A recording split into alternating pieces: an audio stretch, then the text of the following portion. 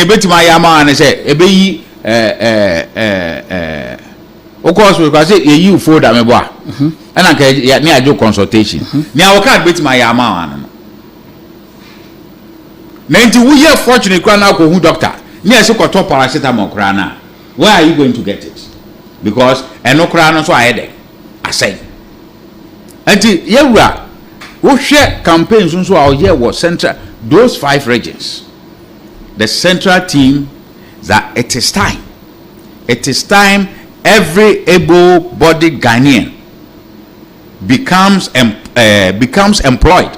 And can you imagine say if we are able to put about 3 million people to work, look at it this alone. Even if on the average that 3 million people, everybody is contributing in terms of pay as you earn tax. Even if you are paying on average, everybody is paying 200 cedis for 3 million. How much money does it even give the central government? So it is an area where a leader who is thinking about all drink Ghana for or sika biara de besemnu, even on taxes alone from the employees alone, he can recover his money. Because you put 1 million to put people to job. Abroswa 1 year, 2 years down the line, the taxes alone that they will pay, that will what? Will you be able to recover that money? And as they are, people are being put to work. The ancillary jobs will create employment. Because say today, Kura GRA office in Niho, Kura Senate office in Niho, Kura we Niho. If they know say in this district today we have 50,000 workers working here, it will make sense for Senate to have an office. It will make sense for GRA to have an office. It will make sense for all other sectors to have an office. So we expand the economy and everybody becomes employable. And everybody, we will all stop begging. Even look, today, the first question maybe say, how are you going to pay? Oko banker, that is the same question they will ask you.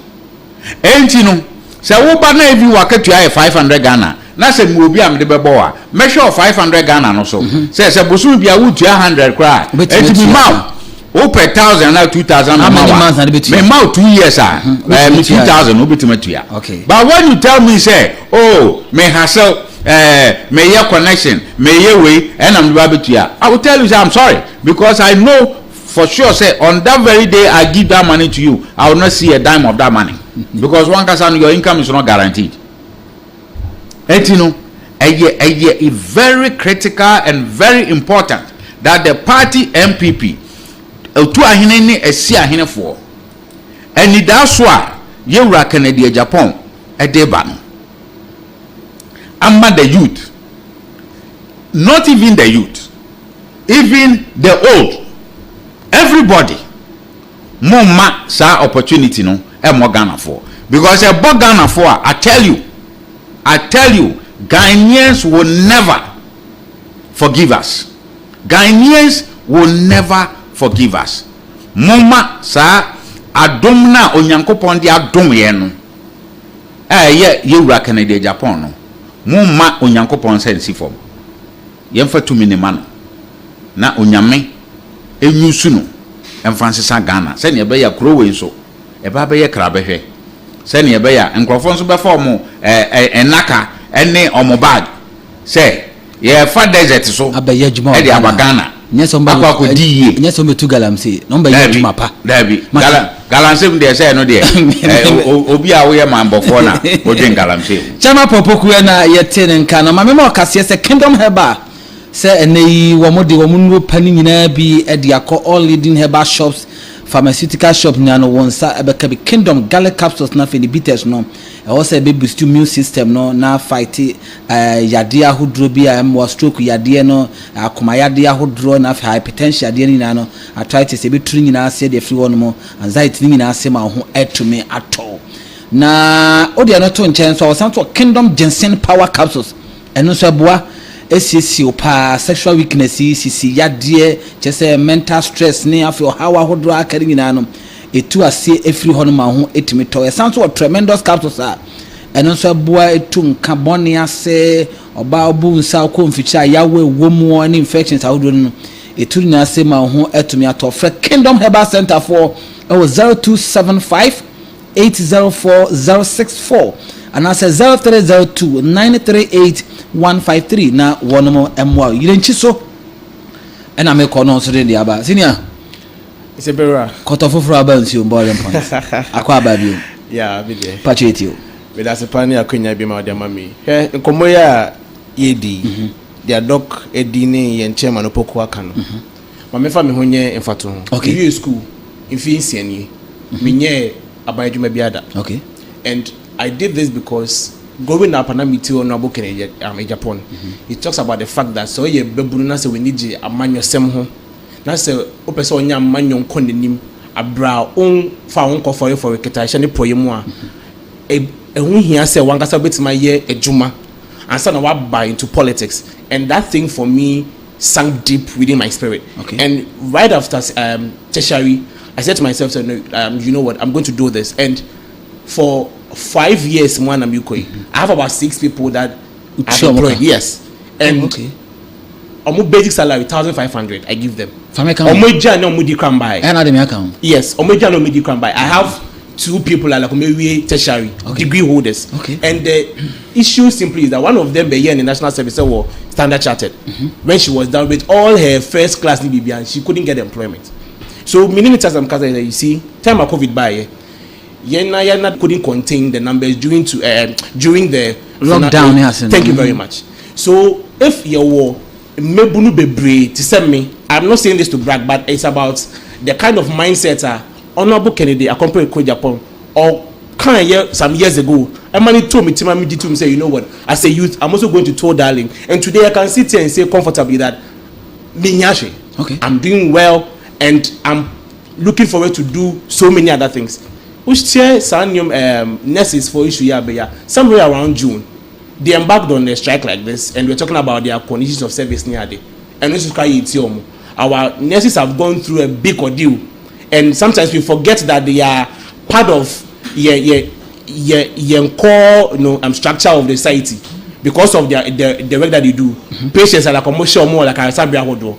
Now say you bet me out to my JJmu. We have our health minister like a striking. I say like over the period has been the fact that we have had career politicians coming to take over this country, and lawyers. If I could put, because also mama omenya akonya bedi organ mo career politicians and lawyers. Sa penifo ya ombedi Ghana men etimi chair say omo create nyumada, but they can promise us that they will create jobs. Now no say what we did with NAPCO. In Kofua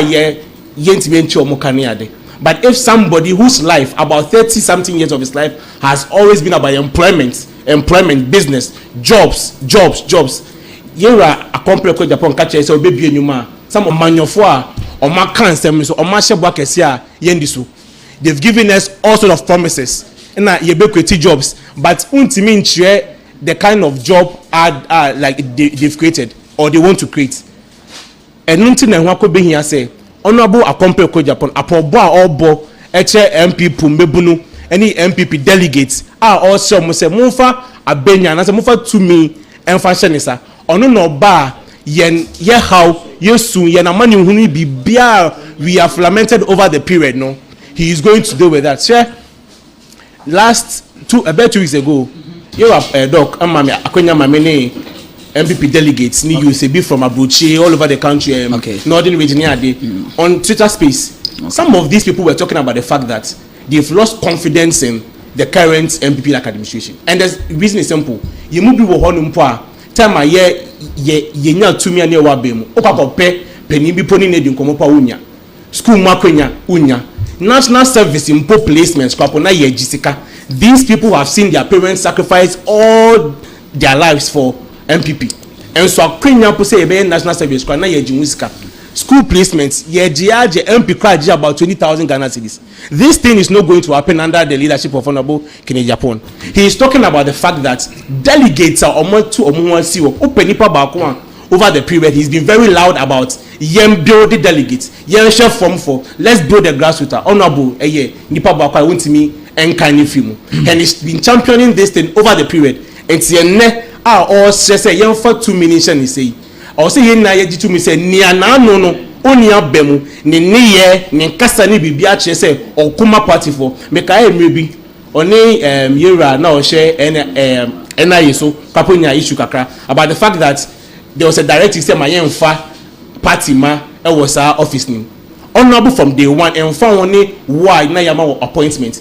If any decision that was being done was against the party members and delegates, and then Yeman Penny John Dramani Mahama wabi ni ama yen say obi ayega ni as far as you are youth and you can provide your citizenship inquiry say oye Ghana ni MPP mebunu ya Ghana for one no mo share mankansu kunsu all other places Sabronu. I have lived in these areas now. These areas baby are omudo MPP so ko share some of the living conditions of this party delegates and I asked him and na honorable say yes sure unemployment rate e cost when the nurses for kasa template demonstrate here.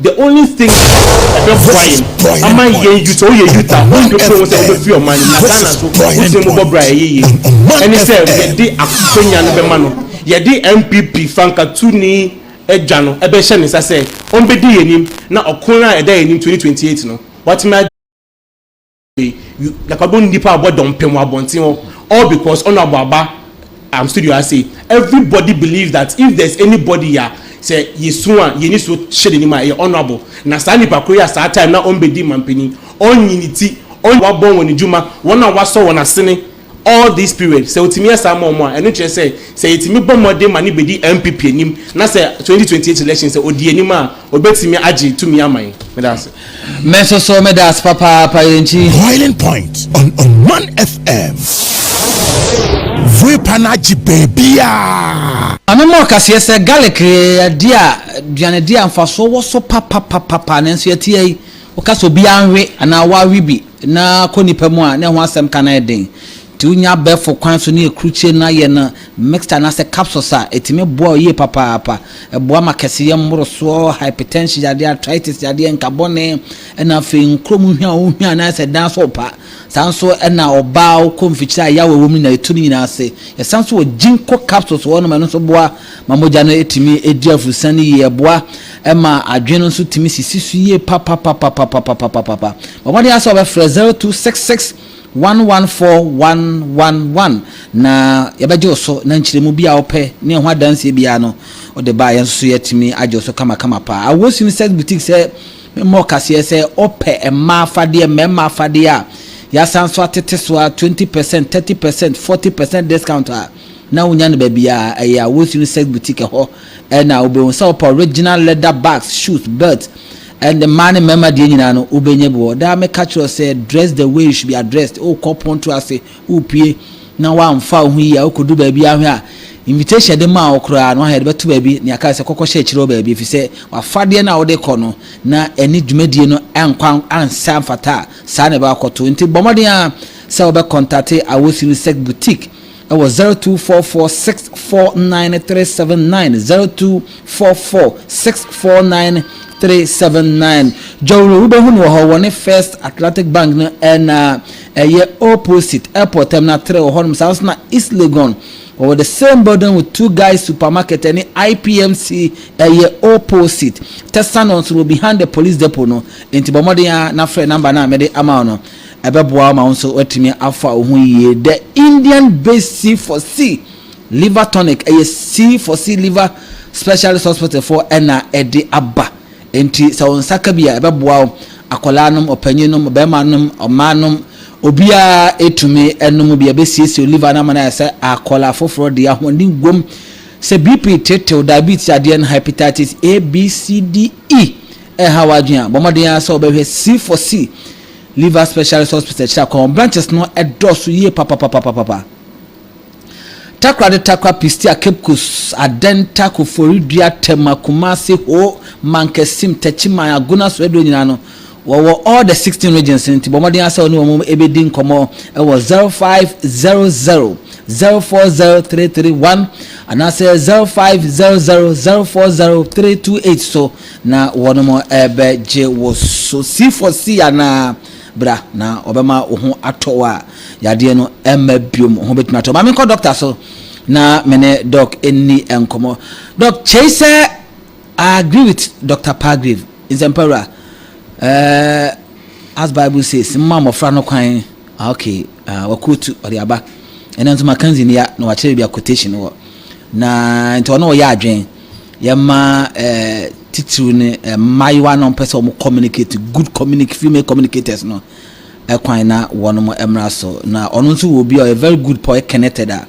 person ba has to come first ba ntipa don't worry why ene mama o number na wa frɛ na yet made nkomo na ya fix day bi a omonkwa na be feature omo bowling points yemfo bi ama na for mo ankasa nso e de omo nsɛm no etumi aba betudwa doc amema so kwekwa na mfi sɛ time ni time nya kwan na yanko aban nim kakra John Dramani Mahama aban there renew he betumi aka ho asɛ enko ye kra sɛ de makaka ekonya John Dramani Mahama normally your team president wo Beijing, vice president wo Belgium, speaker yenim so you're acting president and so in on OTB. I mean, I don't know what kind of country we are in.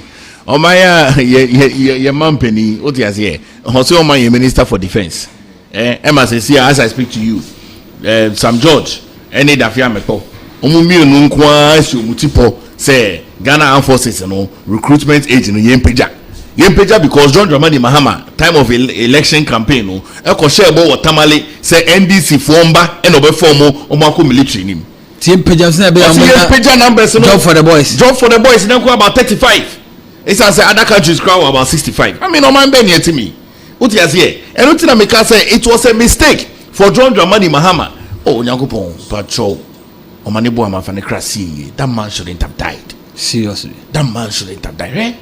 Ghana, we are joking with a lot of things. So, in Zimbabwe, see you want my now you want minister for defense, you want deputy national security coordinator, 2 security couples on a flight. See that in any proper country, see what for it will not happen. No, it's so scary.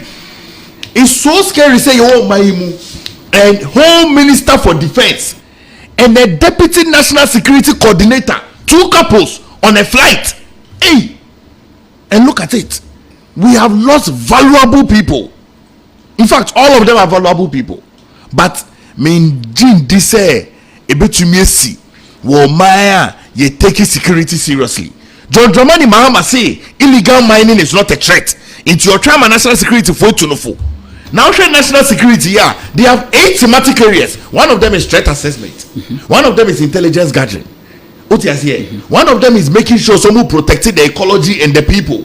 Now, in Tinyama, me say we are Mabubo Bosi. John Dramani Mahama, person say national security is not aware. National security, among ya aware, says here in so yenye no. Central region, among ya aware, see yato omo main water plant mu. Among ya aware, say disco boys, omo krabaketi. Infansiman girls, omo krabaketi. Wesley girls, omo krabaketi. Holy Child, omo krabaketi. National, omo krabaketi. The national security is not aware. It is said John Dramani Mahama.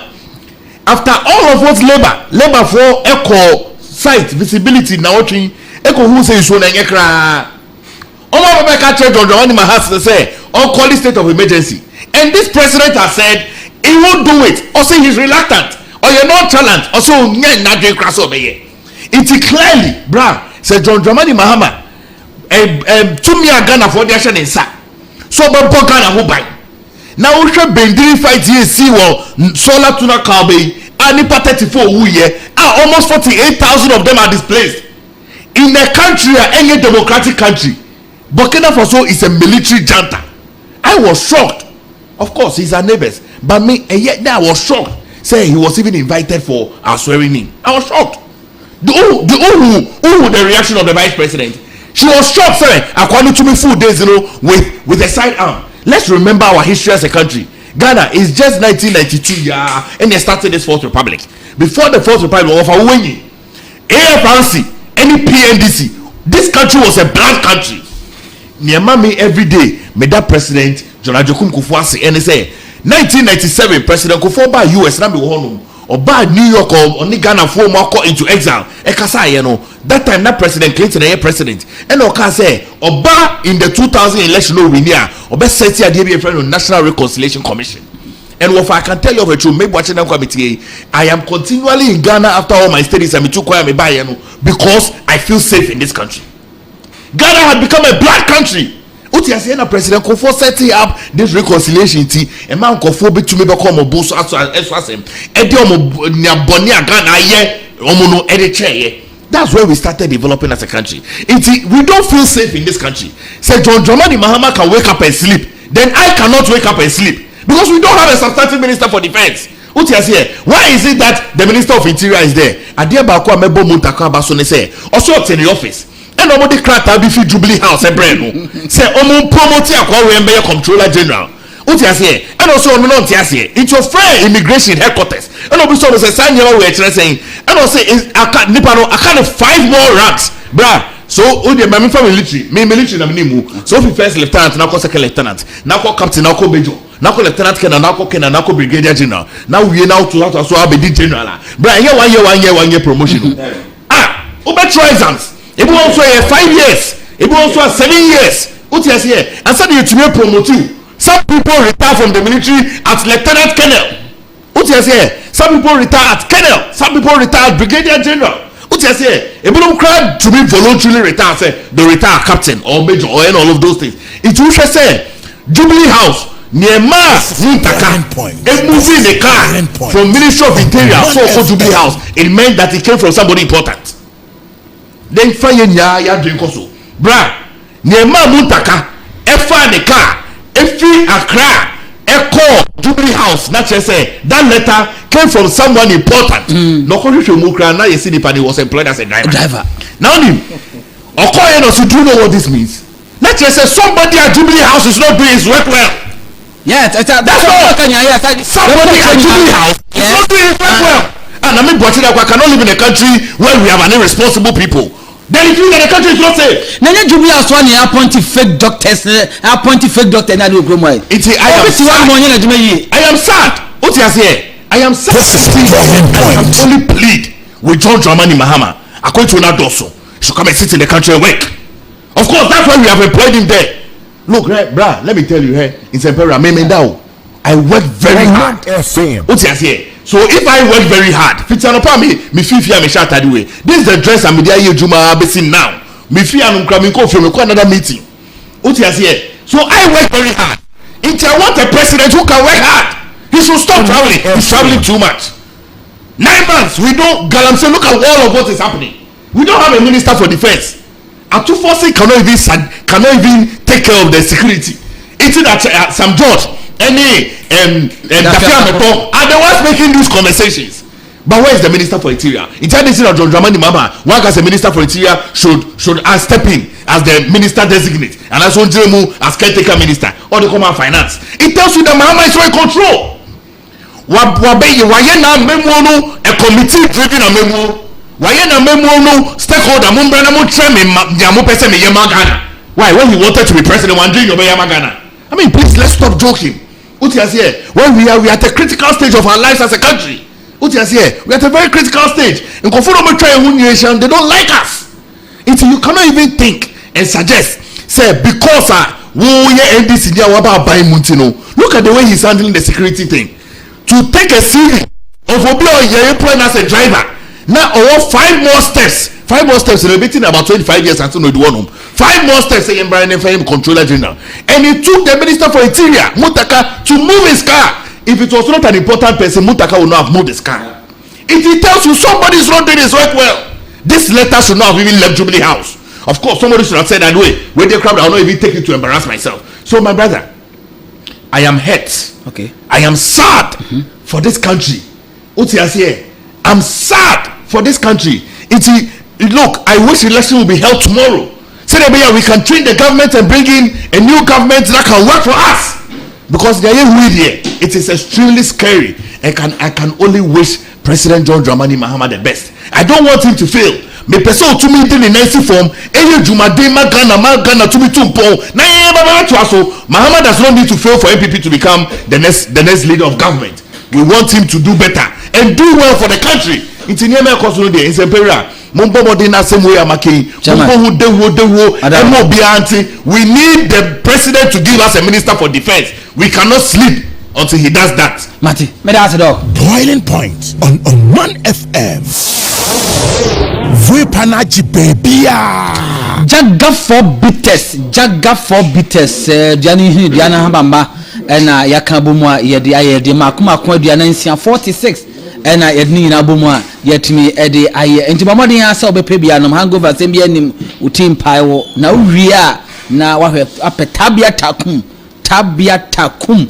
echira kwan na etume SCCO kama pa Mr. Anderson Demba tini akwaba enia na bibia bokode ba na de bi ho ye papa ele nyankopon ase sene fada ikins kan ana me metra dok akunyanim ya ko baba na se mo mama na metini ko Boiling Point on Man FM. Vipanaji babia. Anderson yako etio na fe yan share nkomo na live on Facebook and YouTube nti o here ho no my Boiling Point on live on Facebook and YouTube nti o here ho no my Boiling Point on sa ebetumi aka for message no emma me through this number 0249342065 0249342065 Dr. Pagrivon nkomo no award to dwano say wo sa opepano ne sa kokuduro no say obetimi communicate you just like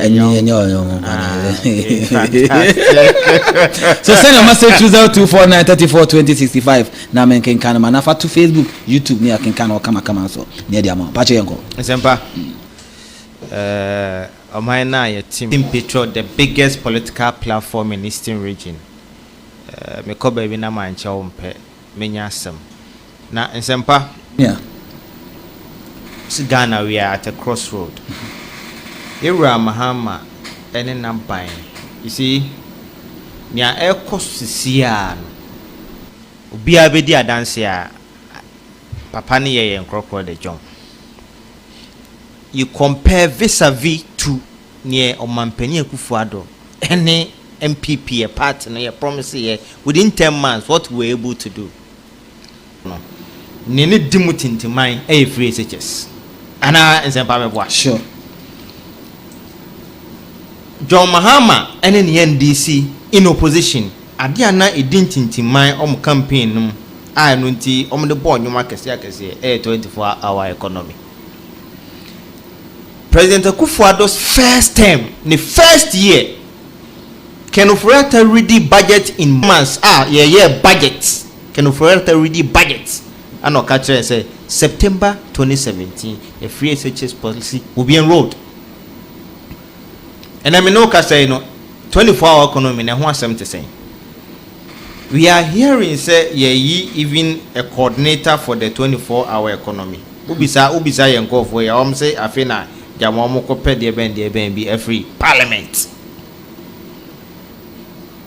Ade na odi board the rule say ubema ya juma 24 hours and uti Ghana for man second chance no obai wasaye cro the John on for man nya hwe ne ye ka no ne sabi sufre ya mani hunu no enye na sem me see 24-hour economy up to date.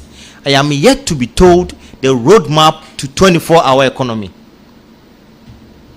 24-hour economy no shasiye bunya ebai. Ana simple shasiye next year. Ni ehun say o mabuna wo manim no ye wa hoto so at least. That is what we are waiting for. But anya yie. Eno be kire say se kwatre kwaso be mount manu attend. Nsempa ye tosu mienu. Okay. Dr. Pagrivon kasa oka se Ghana baby ejina na nye.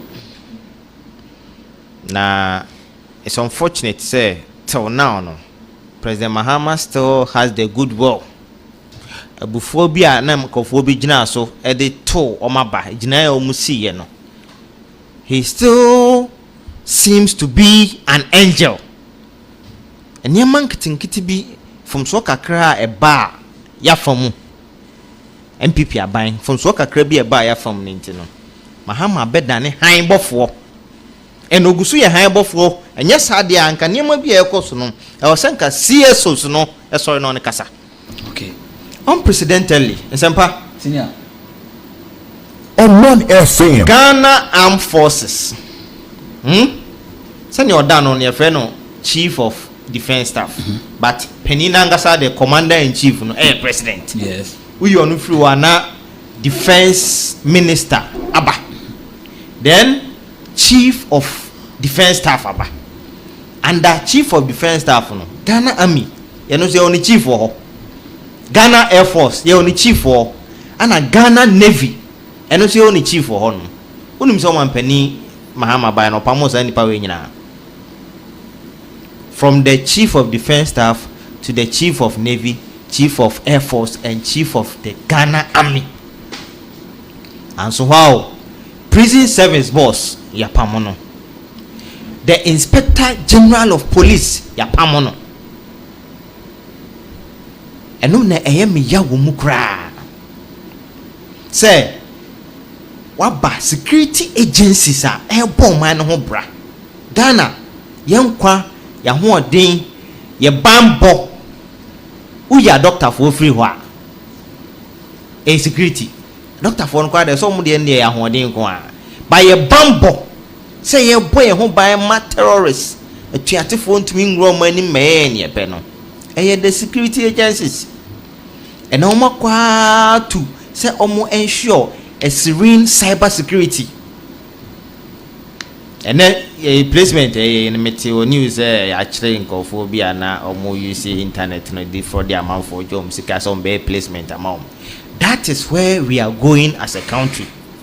Intino say we are commander in chief of the Ghana Armed Forces. Na who assume office. General sir omunu near also on call retirement. Most of them can you name say nko no abeka so ne maritime obu okra odu ebia general and lieutenant general no we did some few months Mahamas were in it, and we are watching him as a country because yegusu hu ne say oye han bofo say yankasa sem we amam panimfo o man nim omano etu bia ben antia ensempa Senior. ye be wurabon sam jim. So near adwene say ye go heaven. O man pani Muhammad ye rabon samujim. And so adwene say ye go heaven. The Chief Justice of the country, Justice Tokonu. O share in somewhere o man pani Muhammad jina so say media ye Chief Justice Bona Galloway onko ne baby no. Trivial issues. Say o wakonya so obetu kwan o kwa ono obi ba onipa foforo enka na honko ana se ne oni ni kunu beko nti se oni ni kunu koye na o se eye bone wa say state funds are se ne obeka so on refund ni sika so what I say because just some small amount of money be o share level a maame no adru as a chief justice no so oni ni kunu ko na o se ni kunu sika no sikana ode fa play ma oni ni kunu koye no eye bone enti uyi nadi.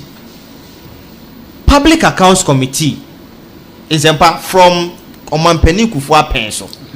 I started a Public Accounts Committee. There were so many public servants, technocrats, misappropriation of funds, causing financial loss to the state. And most of them are still working as public servants. When there is misappropriation, sometimes you say charge officer and say radio then say refund the money. But time all born to us up so be the man penny bill no. Or catch the Ghana for say oba be resetting. In the resetting or resetting baby. And so how Anna was above from one baby do the grassroots level o share Ghana for boss oba be ma oman no adwuma aye especially mabunu no mabunu ni mum wasan enyi onadi afre adwuma for 30,000 people. Mabri you can 3 shift same job no nyina. Yes, legitimately recruited people over 30,000 of them. Where is mabunu nyina di? Eni ambra ntinta sukoko a enkansempa Omanfm nyina nkobeba no abeyi wadi. Sa no mampani no epeso ode amamu no ekọ. Oto dem a no yire to say mayi wadi mafa oyire.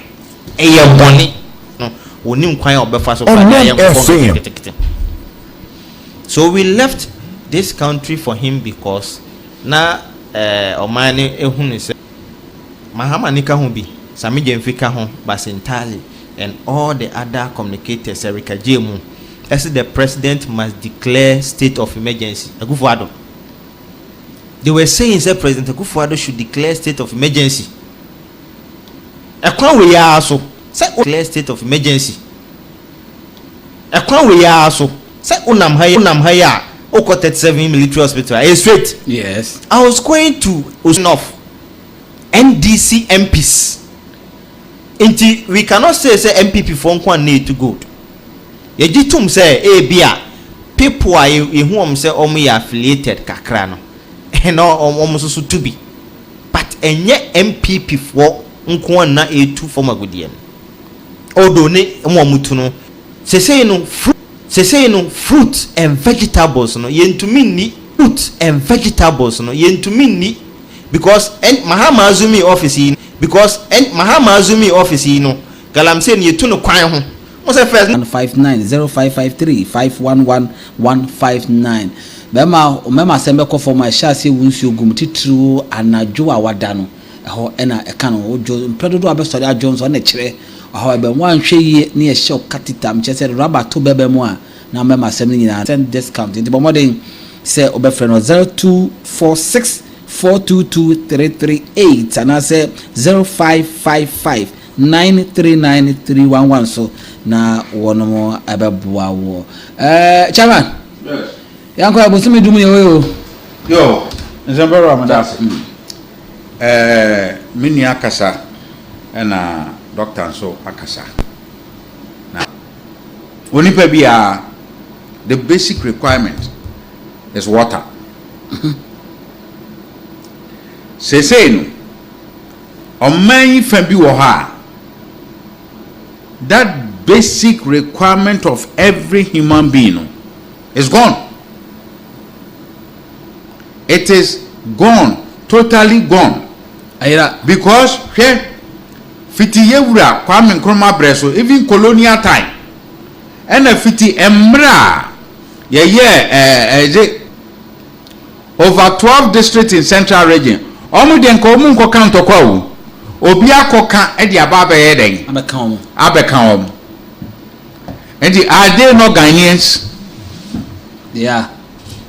Na ene baby etu galam say hwe nkontomre research or study have shown say no enubani wom so what you say na nkontomre mpo ya haban na enubani wom ene e banche ana abayire insuo no sebi enye tade ene tan ho enye tade o ena yeden eta ho etene na nyeye hu kura ne se enka eyeye no enanka ye friend sen eyeye no nanka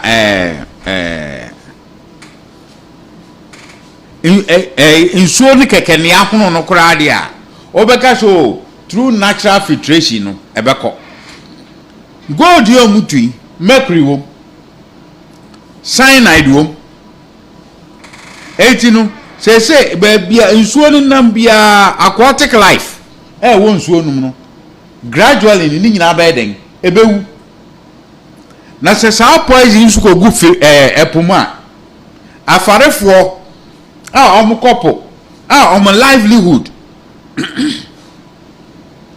depends on fishing no so no their livelihood is threatened. Edi se etoa so saa edi kɔ n'anim a emmiri bi bɛba fish kura no kwa kɔtɔ fish awe a eyowu ne nkwa gise bi a ukɔtɔ fish ni wi a na wo betena se a gise wobɛka wobetwa tongues gu so se Awurade ma da miracles ensi se ne ebe ya enuboni bi ewom no ebeyira nanso mo ba ban mu no NDC ba ban mu ade ba ko a mode emma ede ekato Ghana fo tirimu emma Ghana fo bu fu MPP aban Omanfm den galamsey mobile emra na MPP aban wo so na black voter nsuo nu na ehunu ye ene ama DC ewo kuro nu so ene na pamfo koye akọ stop galamsey already no the damage has been done. Na we share video na sad.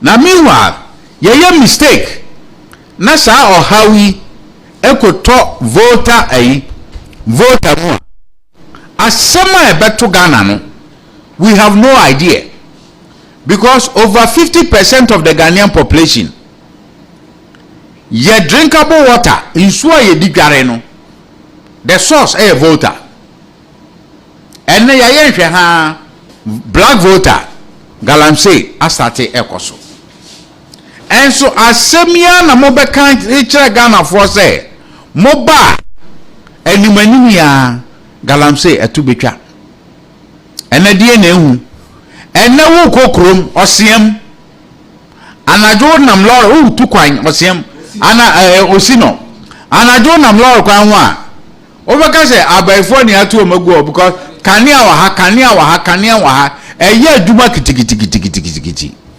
enyinam police station achi etu galamsey ade na abanisa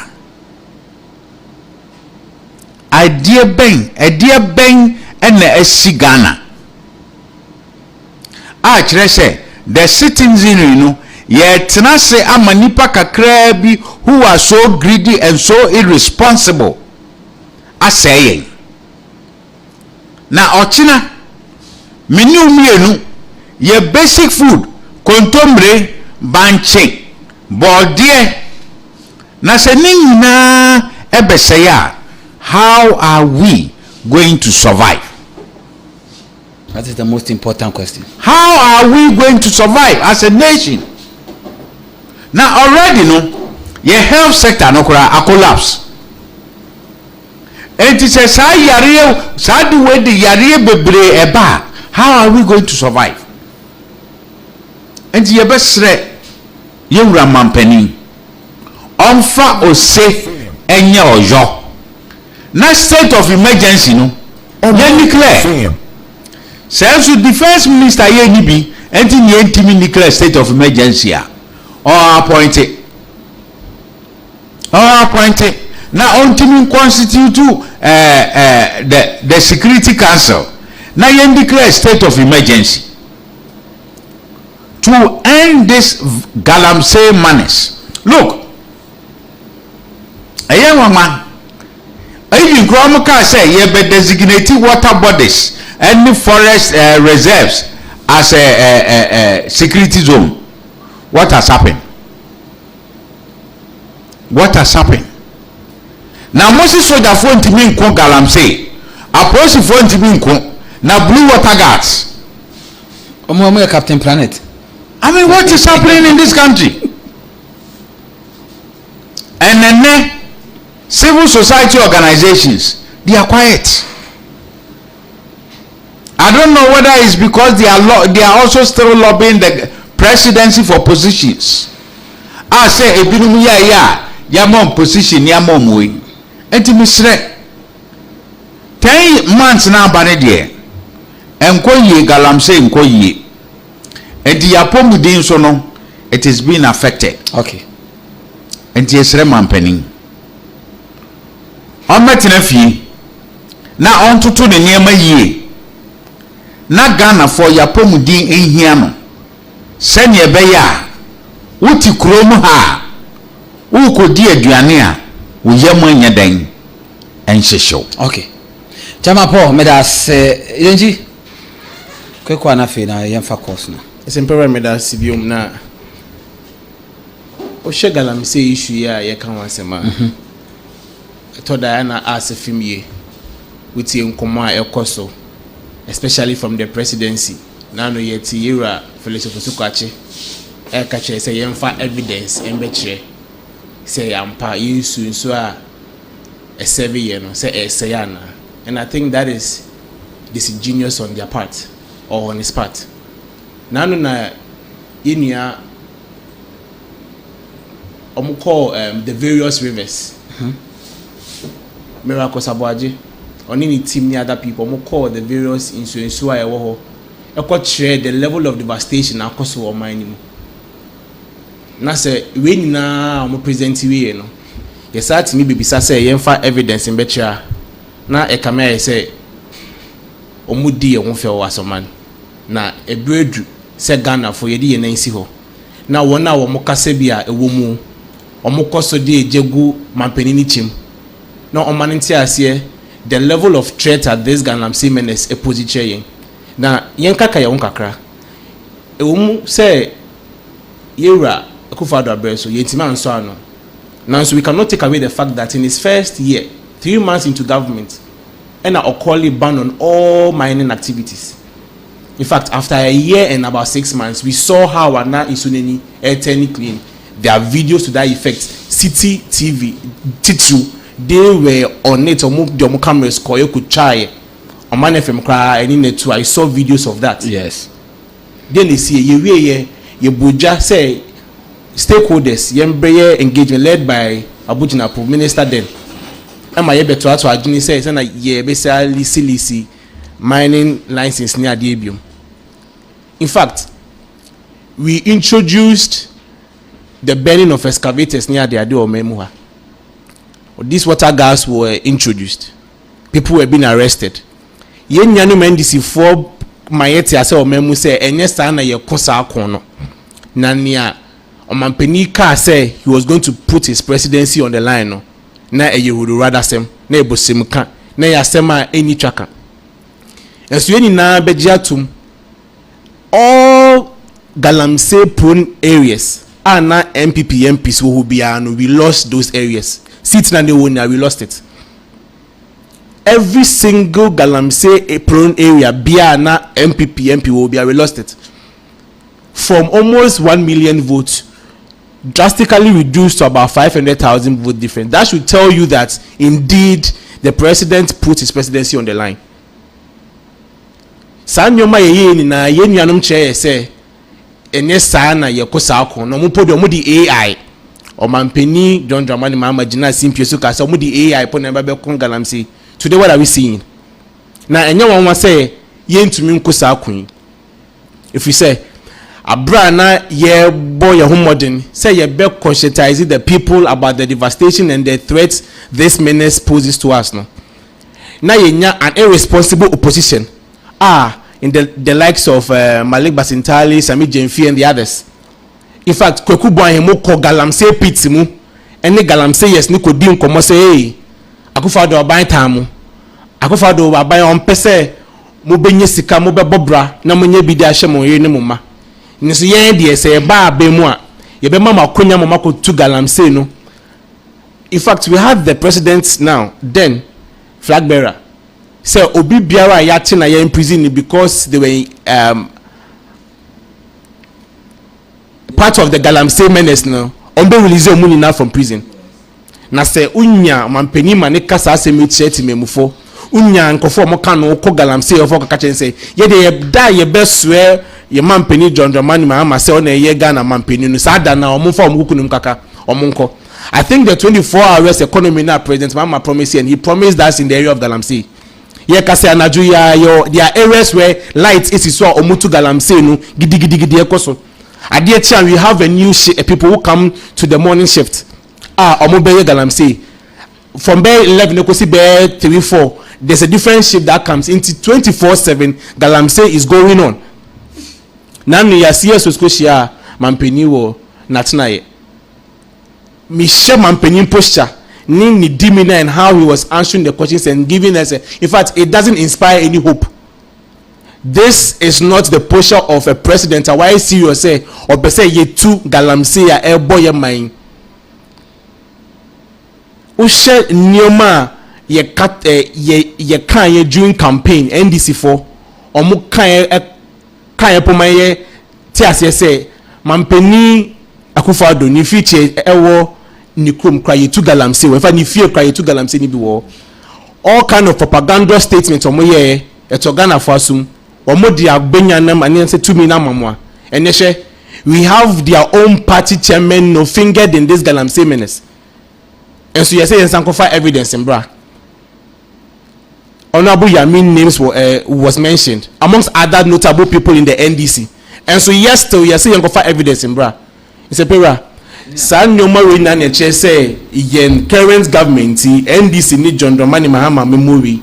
They are not ready to fight the Galamsey menace. And the earlier Ghana for ye can't paint your money ye demand for proper work any accountability no the better na yamo montia say yanto aba mom say omumbe ye kokko the John Nemasana mebra kan no they were voted into power to come and put the menace to a halt if not completely they should even try to reduce the threat yenyan men no mo kwanyako yentu Galamsey area ho the eastern region and other regions or more effect and then the people are suffering in those areas adena obi a ono baby ote Galamsey enkoso in area so be ni negligence no be ni irresponsibility and that affecting you. So last week we be a tap a buy o me fear it's a paper I say when I am yellow and kasa and how do we treat this and so every month be a bill so by my wuchia and this is a very disturbing issue. There has been reports about the stability level away here when you net your Mampeni na pan for say omunhu ni ekoso ye best sega na Mampeni the earlier he dealt with this Galamsey because ye mpese ye bet na oma ye best start importing so few other countries aba. We shouldn't wait for that thing to happen. Okay, I was say enimeni ya a bosha omo share Ghana for say omode nyomani akwan papa betu to akwan mu say ye bi menace na no kwan no omode betu akwan mama yen quick one. Okay. Yeah, they are decided to Mampeni Mahama nim. Na yemfa bin sun to the security agencies. Okay. As a say kura de bona ye bono. Ye bona ya ma record or partner. So akufi kura it me ma record. It you know John Mahama has set a precedence and we can emulate a similar precedence. When we come back to power, we can do more than that. We are not willing to do that. But yes, they were employed to protect us. Okay. And not the president's interest. Okay. You can serve the president's interest, but the supreme interest is to protect the citizenry. It is a one year ye na. Here bebu habasune. Ochina baso body and beko. Sami Jemfi said it in opposition. Eso moba ombe yi ami jenu as a flo. Ye yi wo munyina aflo. Contaminous. Ehme ya. MPP aban ye ba power. We are not going to do that. But we will ensure say wo awanye wadwuma yi no. Asotwe wo na so unya. If the president has that power to the sense that soldier ni any police need to make a crash or Galamsey site. We see me two machine, we see me my own two. I say omure free nientia uniform no e shewom e ya desredie and am dey to omanim. Okay, they shouldn't forget that their supreme job is to protect the citizenry and to protect the country whilst you serve the president's interest by protecting him. Okay, now onye president a boy and yes an MPP ye ba power ne ye no and say me da say Pasco Abrantie family course no why Ohima sexra achefa wonu bre wose penalty na da wodo a moche. Keeper ya show the red card. Ya poko next minute. Obi an shade. What the ball show moto. Show how the moche. O si akwai. Ya bere o. E ya bro na moti party. Ana ase. Munya go tini wa camera. Agana for 2028. And Jabusia Mamen Collins for course in Komo. This one is coming from Pasco Abrantier, latest one of the Ama Yellow Kennedy Compreco in Japan. Metal Boise, no dropping at the amount. Hello, good evening. Hello, good evening. Oh, Antimenko. Hello. Okay, too bad. Hello, good evening. Yes, sir, Chief. Good evening. Yes, sir, Chief. But you. But really, I want to ya about to kasa fisu jo mpacho you.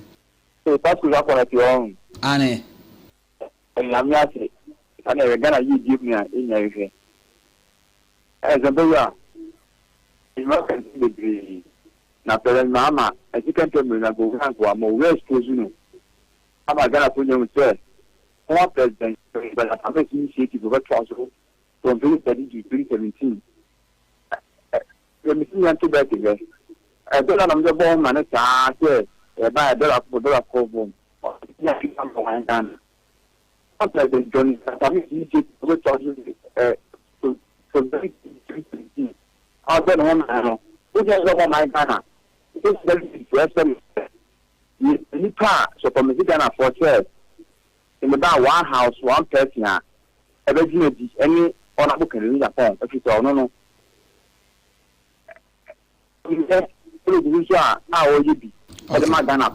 Okay. Or we need to NPP.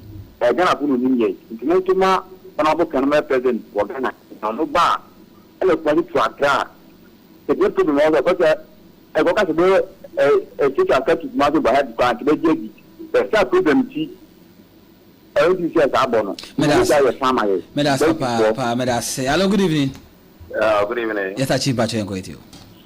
But independent because of your dog official. Independent dog of shatter it you. Opening the other type of Basuna, Yenshi no maybe you. On my Ghana, so called professors, it's a jump Musano. You say, no, are they already be aming to Mudimikasa? You see, when I may say, we independent or I said, so she called to her, and I won't say be our catching about Casa no, or your papa. For example, move a kick and send a brain, a galam say, set over the bed, a banny declare. For example, or Cabawe. So now then, what catching? Oh my Ghana, no. They be a mecao. I saw my way, no. Obi did me, and when you answer by a common, none answer either. Because my woman, they be I say, you would see a queen, must you. John Muhammad Galamsey and they are politics. And a Ghana force they be a good follow me cook Galamsey to the Pamaku for the buying. I'm a John Mama. John Mama by a better way, 24 to be a worry. And then this chairman put now. Oh, be a Galamsey. I dear down America at all. But NDC Muno, Obi a Como, but MPP in Quade. Monsam Babu, but Tom Monsam, and Mama for Yamu. This is a time where MPP Monsam Mokata Monsam so. And this bumping for a but I did benefit before now more people now would treat a for your entry and away say any and there.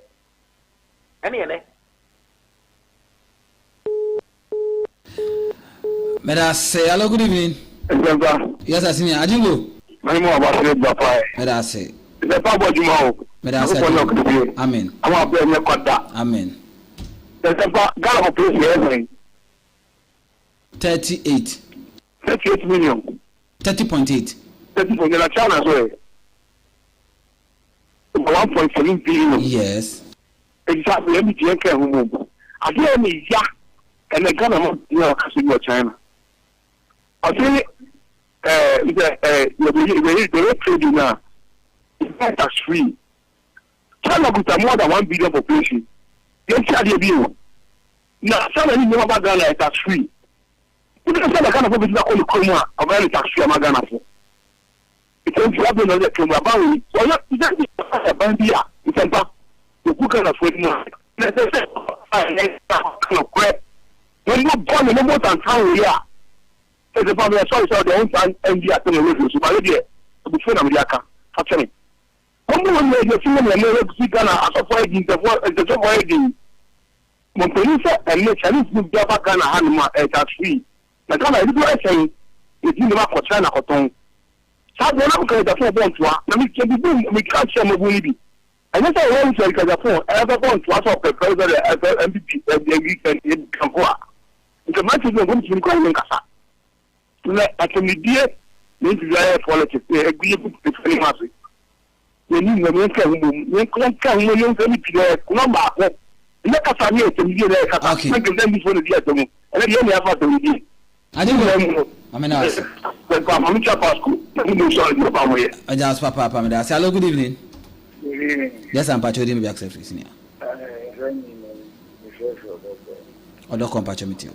You mean travel.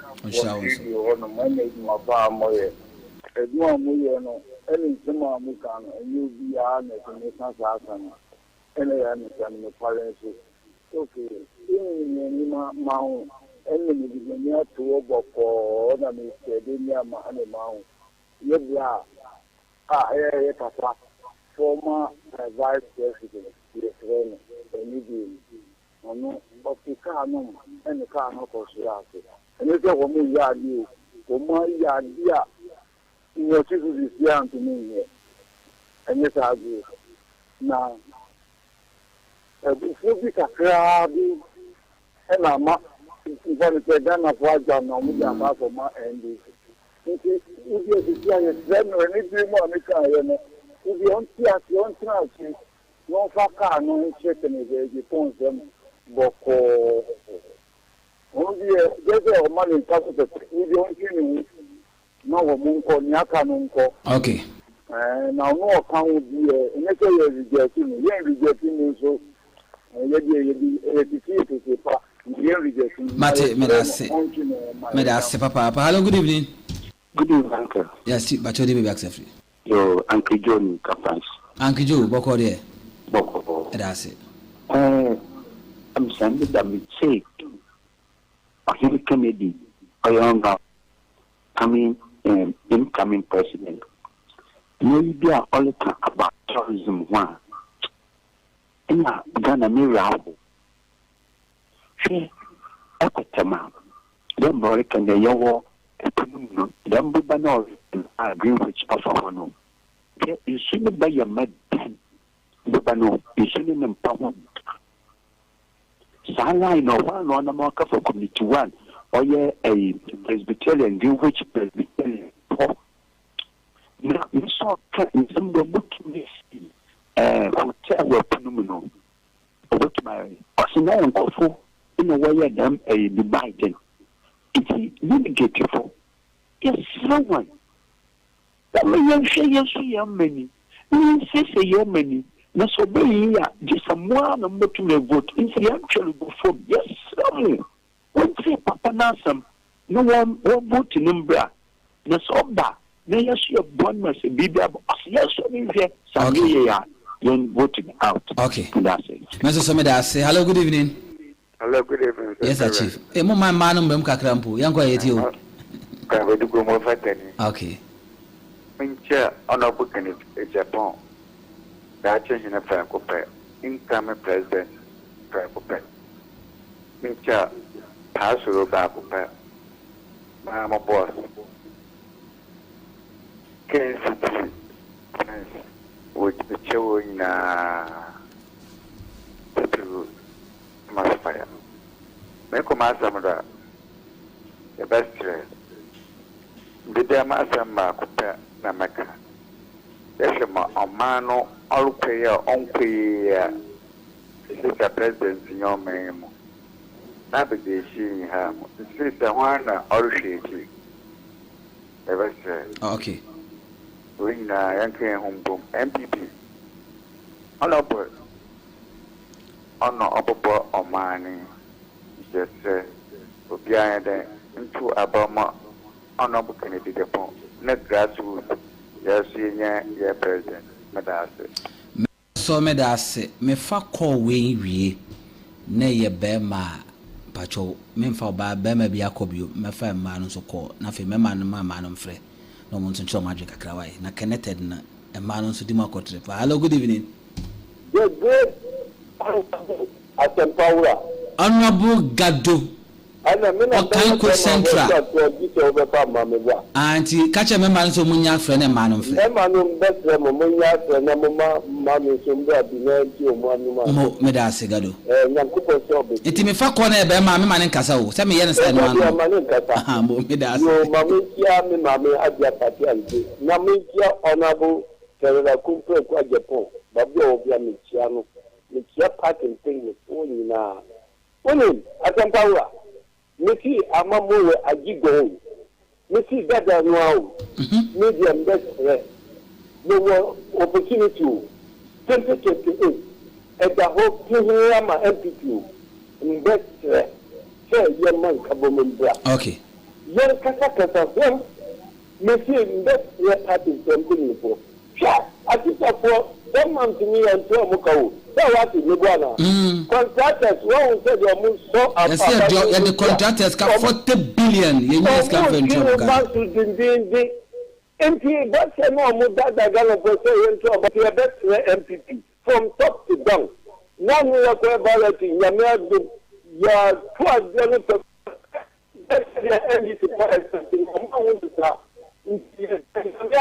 okay. Here we are can have this first. Where the second, what the third, the bomb pipe more mean now. Or be over Babia, no send me. Now, or my number to my problem. Honorable Gado made us self a metias your man, some of a man. Hello, good evening. Hello, good evening. Aha, Obama Pacha and quit you. Within the after one, it's Yes, I am quit you. They say Ghana for yesterday, delegate. Monto Abanama Kennedy, Japan. Because I know no bad. That I already have stop because you're for the Jumabeba. I do not know when I do not know what I nigga galamse. And yes, delegate. Yes, Ramwa, Montomano, even 35 no class for one year. Galamse never perform. Because and this way, almost say one more boss, one more bow, one more motu, and you won't move to one day, and go to. And yes, delegate, they say, yes, I want to. Yes, my dear, good to do before. Okay. So I'm to about my ken, not only to about my ken. And your manema Basana, a person in a 2 big. Mensa so made us papa and a man on number near 0245 638 0245. Pacho, the committee may find by Miss Rowe. So your bema, Obefra, now the amount and work out your gosum, now the Bacana Iraka. Number no a 0245 638 748 and I say 0508 346 915 near Ninkomo. A Madi Medusa. Hello, good evening. Hello, good evening. Yes, I'll buy my patch with you. Party, I'm going. You and you may have was made my part with your my Ghana. Your best friend delegate, no. Say a power macho debris. Your husband, your man, Penny Mahama, a moment for can kill net are bang. Means whom we do a Ghana. Yes, slow. So I want to abandon my ken. Now I'm called it to May 2028. Not Ghana and fun and some in Fra. It my panonado assassin. Ken and Fayin could do boss assassin so. Touch me that. Menso so me das papa. Oba or no 20 million so okay. Yam for few course na yanko me say a man kwa me man on kwa na me person mo friend by this time. Hello, good evening. Hello. Masa na yo ba? Sa. Oya so bi as besere o. Okay, ba jori en kwai.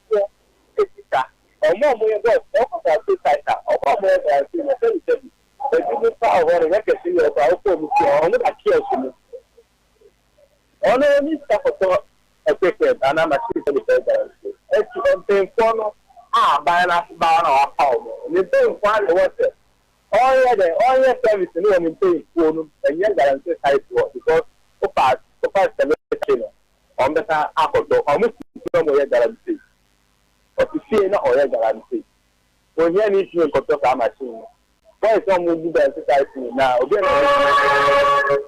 now the best time to everything next year already. May I say that's Papa Intiabusian Nanyan, quick one. Say good evening, Sempera. Greetings to Anderson. We are listening to him live. Koko Sakura Semeka Jose Uchiu. My man for my last two course. Man, hello, good evening. Hello. Yes, sir, Chief. Good evening, sir. Yes, sir. Kazafu Kumasi. Bajase. Kazafu Kumasi. Kumasi fan. Hello. Bajo Kumasi fan. Aswasi. Aswasi Pacho Enko Etio. Yeah. Yes, sir. Pacho meton kakasa me wana mechon. Okay. Mechon mitio. Oh, too bad. Them say on your right of the other. Abuja, come home. I'm for a fridge money. See what I'm back. Me, I'm for Obiabi. Me, I'm for Insia na fe and wrap up. Nianko. Yenji, quick one. Some few seconds na fe wrap up. Wrap up. Yes, sorry, so no. I sent back a DJ for a compare con Japan the Drew. Ochina delegate Albania Kenyani o Medinkomo. Yep, show. Now your cosa account say, Ope Nipa Ghana for Sufreno. In fact, one of the things I say you're realizing is say ba business name a jack demo. It is the market that determines the produce. Omo mo beto ni ma no. Omo no mo kire nia omo pe. Omo ma beto particular product. Omo no mo kire the inti omo pe product we. Na wo ma kire ma ye dia no aba market ama wo na to. O feel say wo product na so the banner nye dia omo pa omo nto. That is the same thing that the Ghanaian people are telling us. Say MPP omo ojije wo yemu. Say young kwani party ye ba yetimi ma private sector eni mebunu esuku fo ne a ade yeru akufo e di free maternal health care by okay yeru akufado e be ma ye free education ye wie school ya ye penyuma yeru akompre ko Japan a promising ka che say ye man akwenya na obedi yen party enim na say or head ye towards the 2028 elections Ghanaians are saying that they are going to give us the mandate to rule this country. And yes, you need modern boy you are compared to Japan, ban business and in Juma Muswa wabo over 700,000 workers and yet ni paketwan wa form na say nipa say ni bra wabo ni pedigree in this area say he is coming to create jobs, he is coming to cast down unemployment rate or minimum or say ye city na ye bomodin na ye hye nenimonyam fi mesanti na odom party more dia boa party ni grassroots for de bi okomo mo ebredu say ye hye nenimonyam na ye side to minimum non for yenko bosha assassin so come 2028. Medase Anderson Nsempa yenko oh say presidential primaries aye ba be no aso for the omo agimpa prophecies upon prophecies oh this primaries. The implication is that okay, so they are waiting for the next MPP president. Okay. Sana semni nyinati o. Enye sa enka they would have focused on Yamahama Ayen. The first 10-11 months ya obe wura me. Omo hu say papa no ommo number. Maybe atwama o de dum so esum ka bi be kekere o man no na mabunu nya dwuma nya no. Eno a na wahya ase. Na mpaya mebo asre nyankopon se omma president Mahama ene ni mpanimfo no nimde inim se ommo ne homoden yenye MPP for de ene enim Ghana for do na so no omunim inim se asotwe kakra no mde ma MPP as a party going forward in 2028 we are coming back but ye besre se ya mompaya asre nyankopani Mahama one na pamfo no mo gu oman no okay Oma say no okay ama sabe kakra ya bre mogya ni anya no ni nyina ebe hye because amamu no enkoye na sofo na omoye prophecies about this primaries no best rom so almost tunta su kokko enchire o mampani mama because bibin koya is going to affect this entire citizenry enko affect MPP for nko an don't like sign shooting course it didn't affect only MPP people alone so na ba for mo a o man obia be di hu bi o mampani akufo do free SHS ba ye no obia di so mfaso okay the best ahemfo okay the best sofo all the major stakeholders of this economy the best rom omunka bibi nchiro mampani no na sabe we no enye kuku football uyo mampani di more man nyina emni bi atwam wa mo number ya sama o second chance no deck ya oba betcho no deck nso wa fili yakoya na ya bayana me das papa chama bo yo zebero me das me de masama me di twato asrede adesrede a me de ma MPP delegates say Ghana Omanfm any daso nyina any Canada Japan yewura kufo the capitation and say free education at the basic school and a free meal national health insurance Emma Ghana ni akola bia yawu free na wako school free na sebi ni oyo hia ni kura no esa nya aduane ba kon one hot meal a day edi wo primary school na do buy o say enkola na yewura kufuo me yawu om free ni say so omko secondary obeye secondary affordable ema obia timidi ne ba eko senior high school omako awie university say no Ghana emrantie ne mabawa omugu omaimu a omunyi adwuma ye no ye hia obi a owo aniswade hu ode enema betoto fom na wona wo sika wo munsem ebenya gidie wonimu ebiebie nyuma and he requested for a copy of it. Said no almost about bomb maybe a project, and he told me, young man, if you want that brebre we invest here, wouldn't him say sebi woman me bring now bre the day you finish university you will no longer become a burden on your parents. But she said the we invest in Kurana.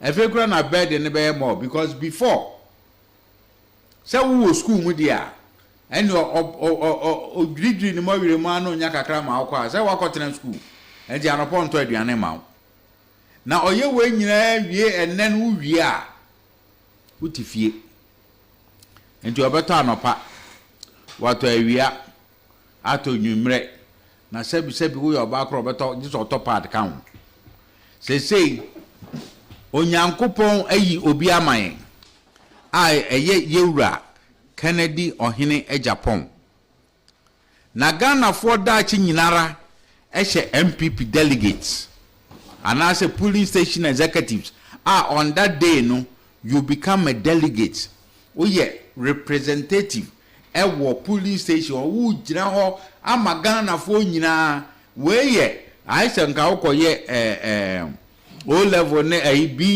BEC ne wasia mock exams na mo ye no we ye mock ye koye they be prepare to they prepare for 2028 ama ya swear ye MPP president in 2029 and the mock na ye koye no polling station executives omba be delegates no omfa omo polling station timamufu wo Oma semo moka se modi yewura Kennedy ohene Japan eba Ghana for ye di 2 million besa ma MPP omo fanya adwuma na come 31st se modi yewura Kennedy ohene Japan eba omo fom kokromoti no enko team number 1 se ne ebe ya Ghana ebenya ne 9 papa so e di agina meda o mase